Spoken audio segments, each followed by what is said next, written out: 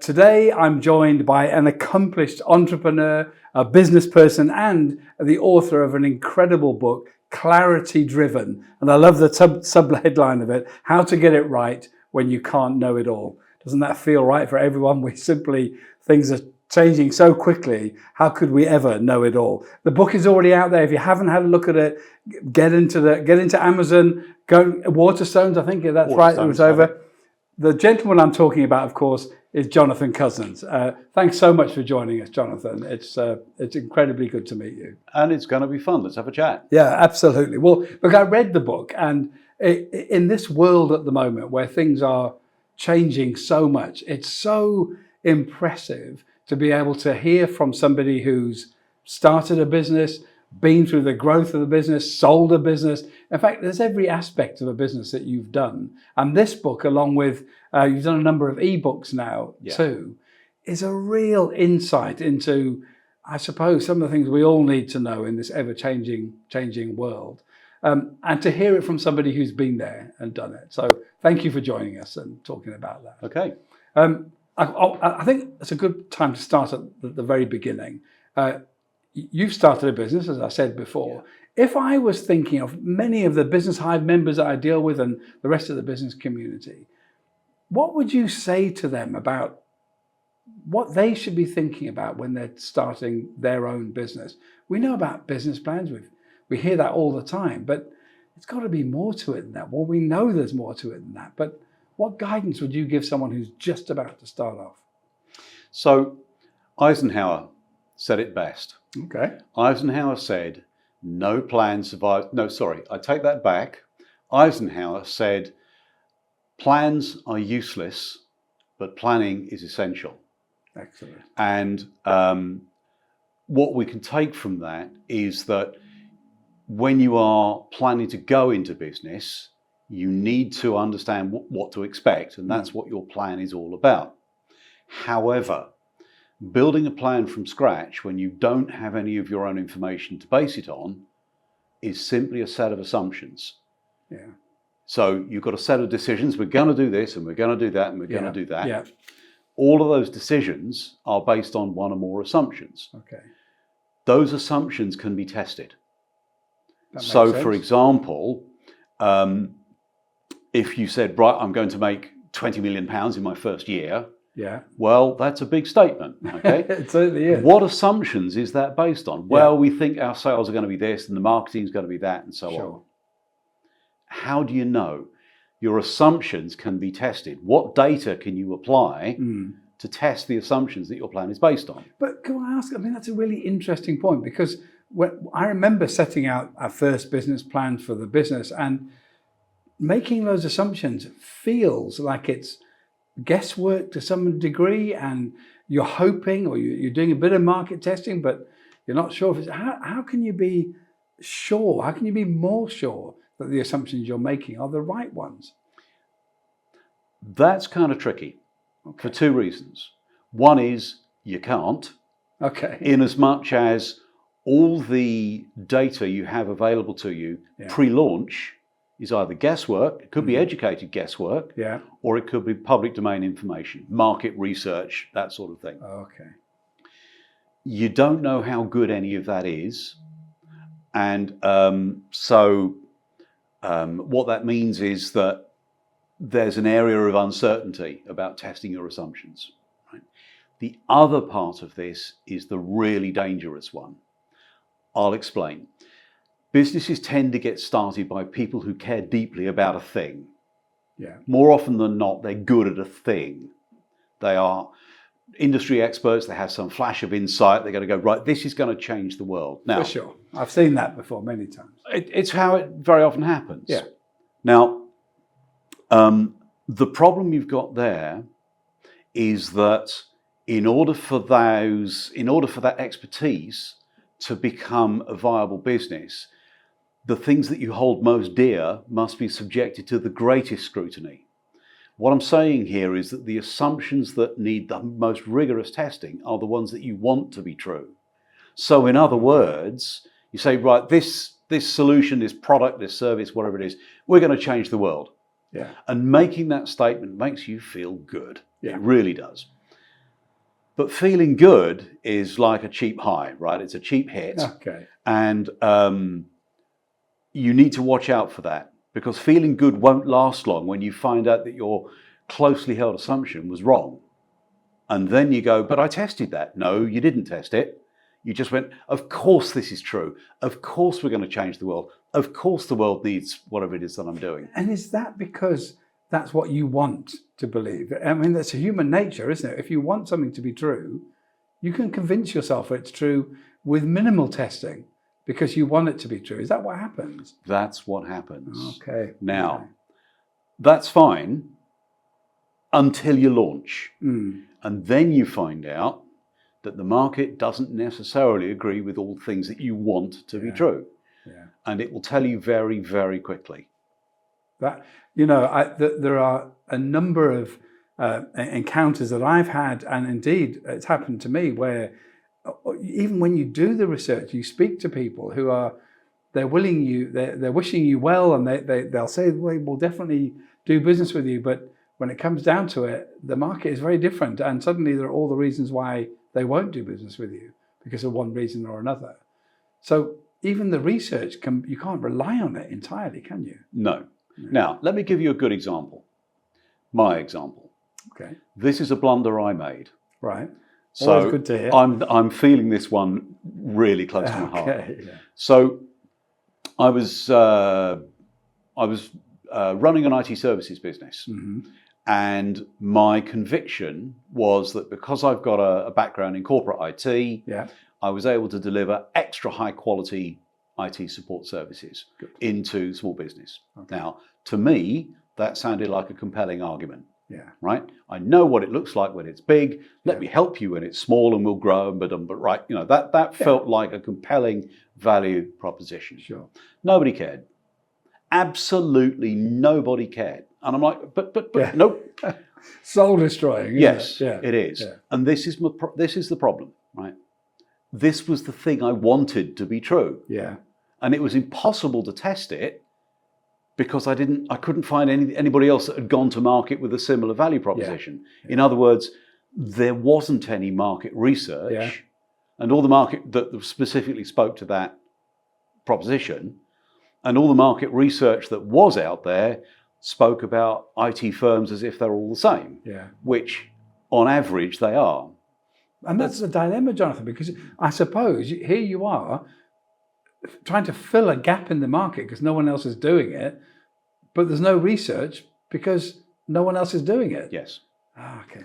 That makes sense. And this will trip up a lot of business founders. They're trying to do something novel and original and innovative. There is no market research to support your assumptions. What are you going to do? You've got to try and test them somehow. And the answer to that is, I accept that I can't test all of my assumptions, but what I can do is identify them, call them out, saying, right, this is what I believe to be true. We won't find out until we launch, but when we do launch, now we've got real world data under fire. How much of what I believe to be true is true? What is the market telling me? And you've got to move quite quickly on that then. Oh, yes, very quickly. And the problem there is, or not a problem, it's a challenge, but once you've launched, there's a whole bunch of other real-time pressures that start up immediately. Your customers are demanding this, your suppliers are demanding that, your employees are demanding the other, if you have any. There's a lot of real-time pressure that won't stop. If you just go, whoa, hang on a minute, I need to test my assumptions. You've got to service that as well. And because all of those things are urgent, they drop into it's a very old idea now, but the whole 4-quadrant, where do you spend your time, urgent and important as opposed to not urgent and important, it all drops into the urgent and important, which is a trap because you'll spend all of your time there. And nothing important should be urgent in the end. More true than ever. Yeah. Wow. And that's such a dichotomy for anyone starting out in business. It feels like what you're saying is when you start a business, you're starting it for at least the first year. You're still starting it because you have to adapt and learn from what real-time data you're getting from activity that is taking place when you've launched. Yes. Now, this is where a lot of businesses fall into another trap. Okay. So when you launch, okay, all right, you could say my assumptions are being tested, and that's kind of abstract. Fine. What does that mean to me today, tomorrow? Yeah. What does it mean in terms of this email or this document? Absolutely.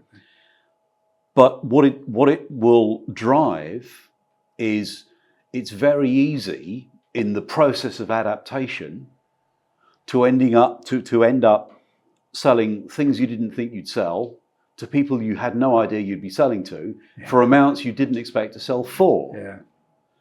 Now, that's fine, right? That's survival, that's adaptation. But your business plan had nothing to say about all of these activities, which means you're now trading without a plan. Yeah.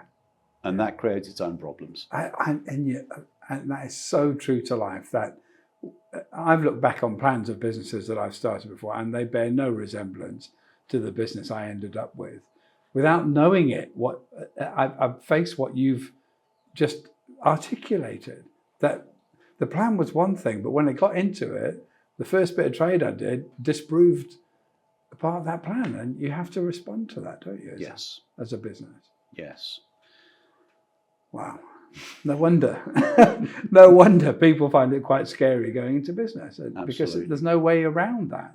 There's no way around that happening, because you have to go through it. There isn't. Yeah. Now, one of the biggest problems that this causes is because the business founder is now conducting their business without a plan, it forces them into a reactive mindset.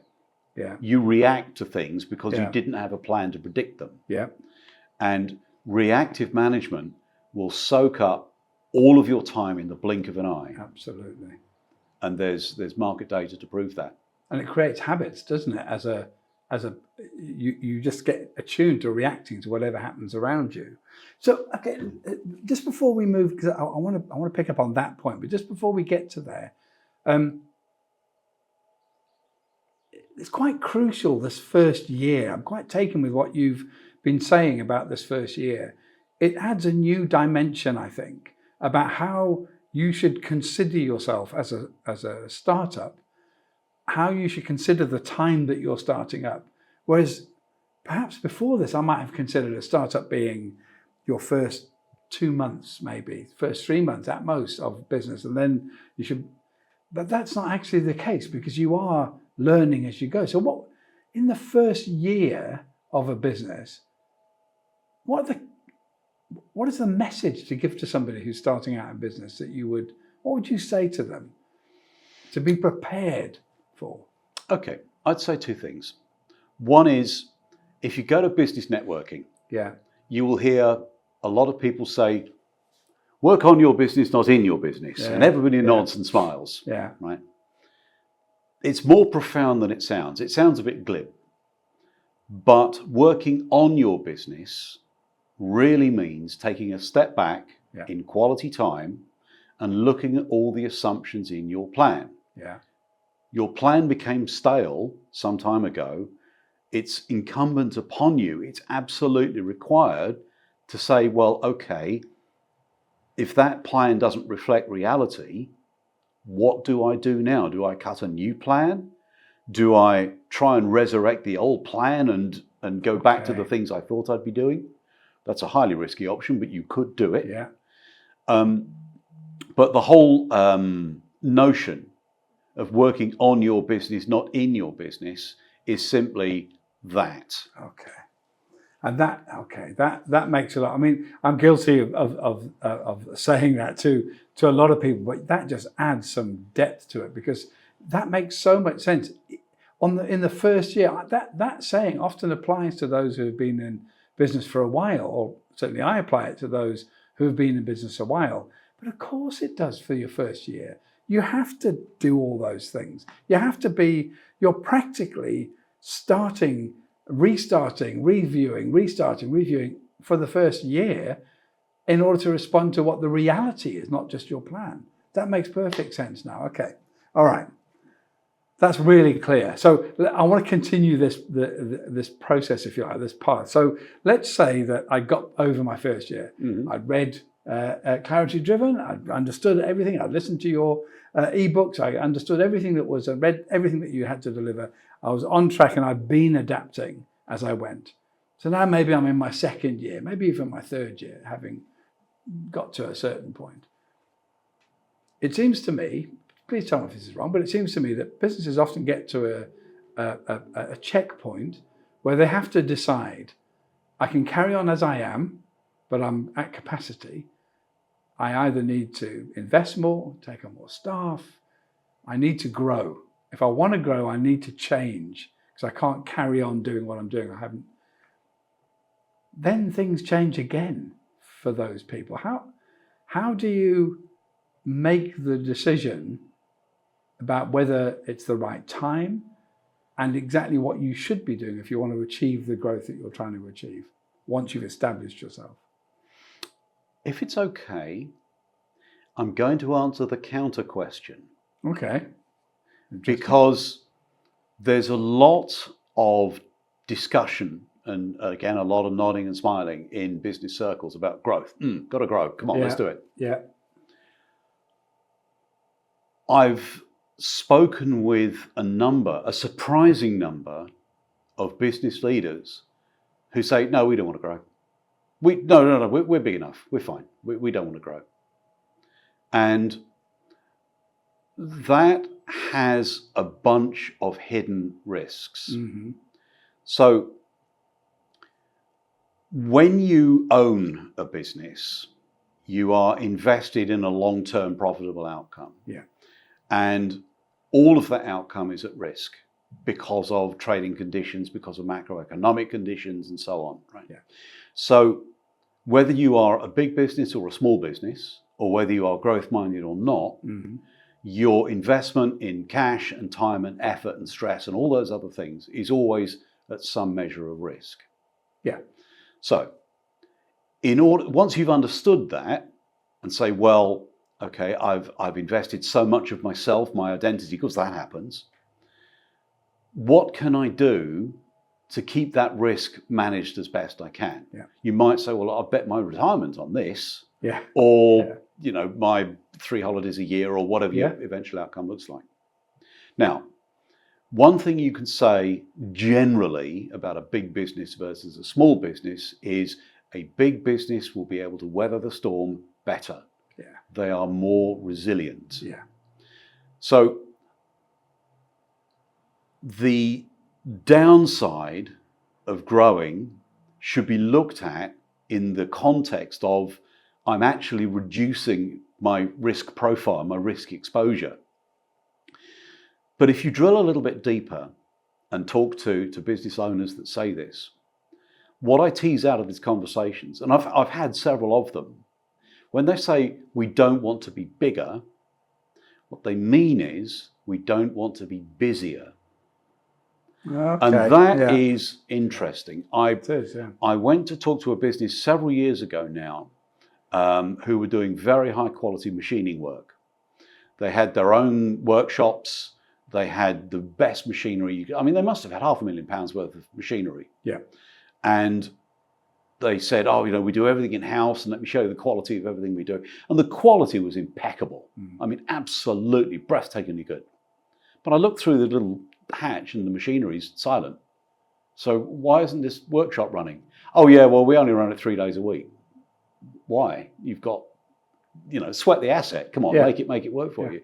Yeah, well, we're just so busy. And you look over the desk and they've got printouts of spreadsheets with different colored highlighters. Okay. The point I'm making here is the management team are running flat out. The business could have done a lot more, but the management team are like, and you've got to have some sympathy there. Right? For sure. Again, this comes back to what happens when you launch and you find out all the things that weren't true. The process of coping with those can look like, we've got to make a lot of decisions quickly. And to be fair, That's when growth looks like, no, we don't want to be any bigger, we're busy enough. Look at it this way. If management team busyness was a function of the size of the business, the chief executive of Vodafone would be the busiest guy on earth. Yeah, fair enough. Try to connect your call, it doesn't happen, right? And it's because, every large mature business has worked out that individual busyness is not a function of the success of the company. Yeah. So for anybody that says to me, we don't want to grow, I would just turn that around and say, so what you're telling me is you don't want more money for the same amount of work, or even less work. Is that what you're saying? Which is a bit combative, but the point lands. If I just stop there, I think that is there's a real distinction there, because you're quite right. People to think about growing as just taking the amount of work and stress and time that they have now and increasing it in order to grow. So they make that equation, and understandably so, because that's how they built their business. But it really brings in that old adage of working smarter, not harder then, doesn't it? That's kind of what you're saying about that. So how do we get people into that mind? How do they look at their businesses differently? How can they? What tools are there to help them do that? There are many tools, but the tools are not the solution. Right. The solution is to shift your mindset. Okay. So if you've done 1, 2, maybe even 3 years of trading, and if it's been a bit chaotic, which is to be expected, but let's work on that basis. It's a mistake to go, well, we're at the end of year 2. What can we do in year 3 based on year 1 and 2? Yeah. Can we do 5%? I don't know. Can we do 8%? I don't know. The growth or the experience or the trading patterns and everything else that you've done is not a good platform to base future-facing decisions on. This was chaotic. You've been coping, you've been adapting. Yeah. That's fine. You're still alive. That's great. The way to look at it is to say, right, forget all of that. It's valuable, but let's just take it out of the equation for now. What do we want the business to look like in 3 years' time? Yeah. Imagine what you want it to look like in 3 years' time. Pick a number, pick a turnover number, and say, right, this number represents our North Star, what we're heading for. What kind of sales volume would generate that sort of turnover? Okay. So now you're starting to generate the kind of sales activity that would generate the turnover number. Yeah.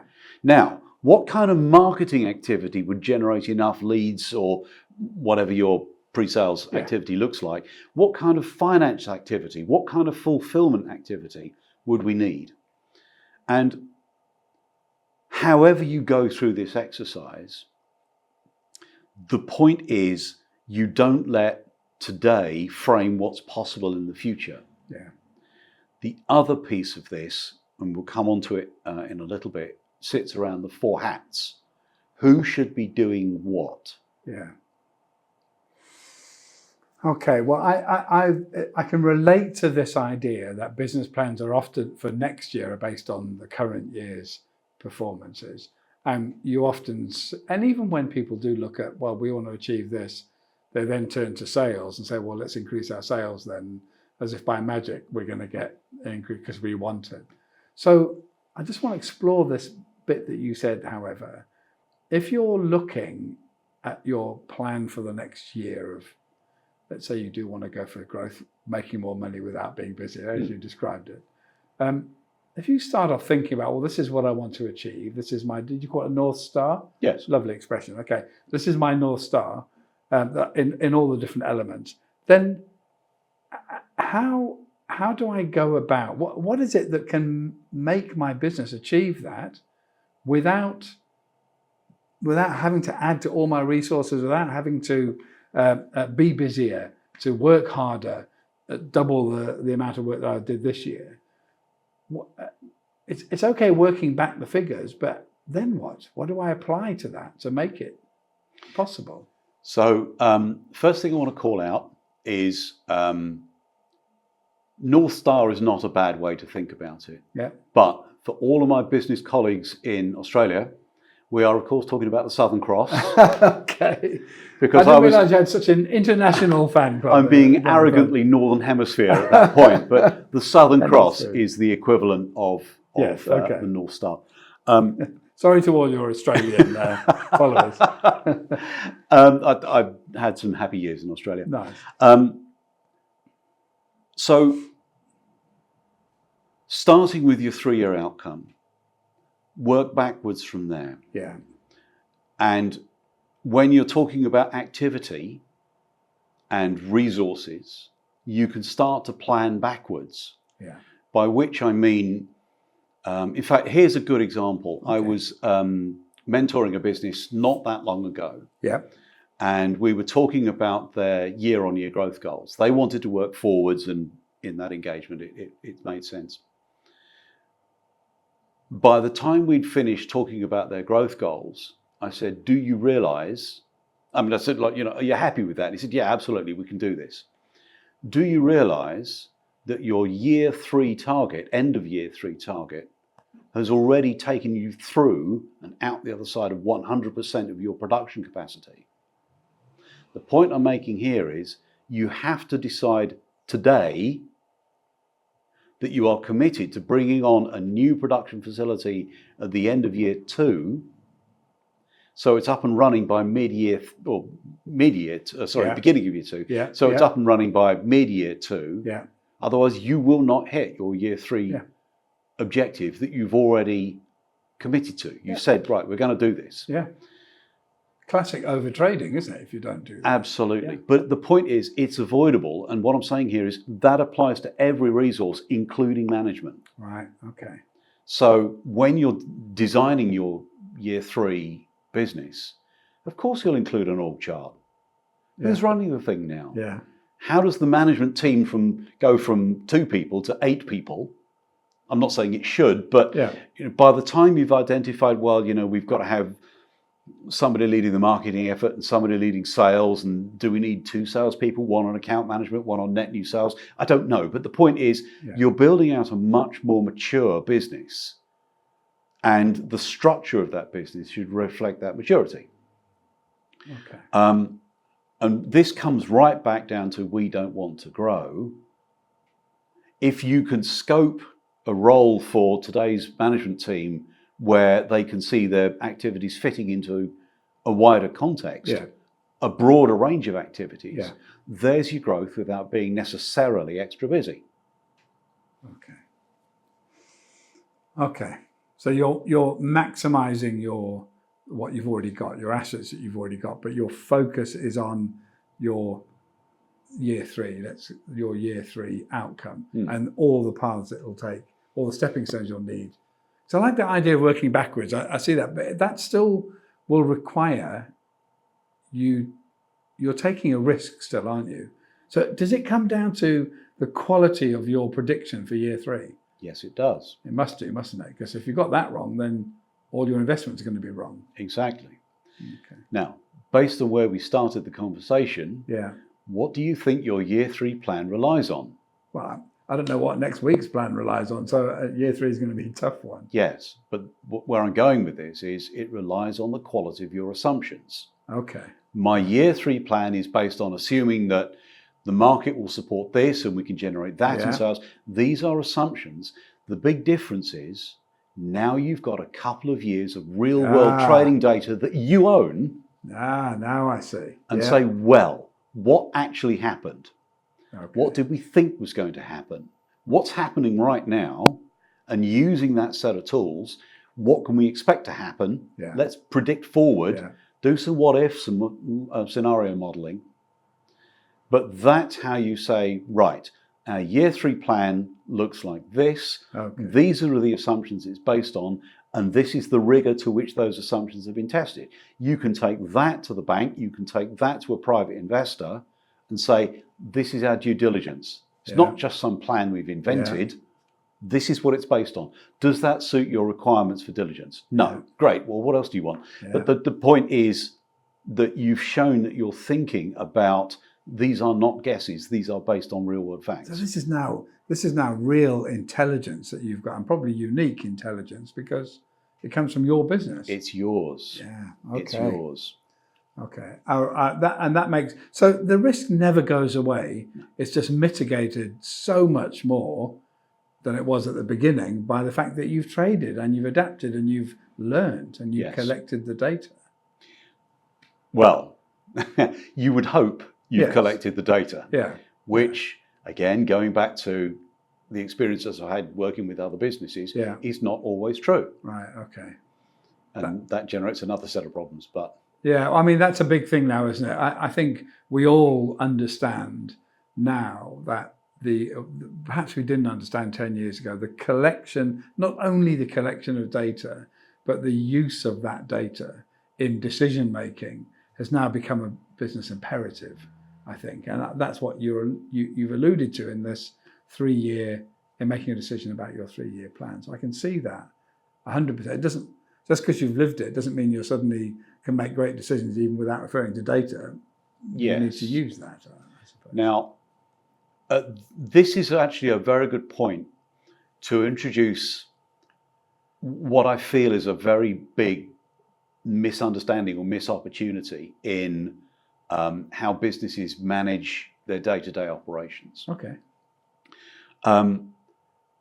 If you go into pretty much any business you like and look at what people are doing, look at what's on their desktop, look at what's on their monitors, it's quite common to see spreadsheets being used Yeah. to manage day-to-day processes. Yes. Now, Yeah.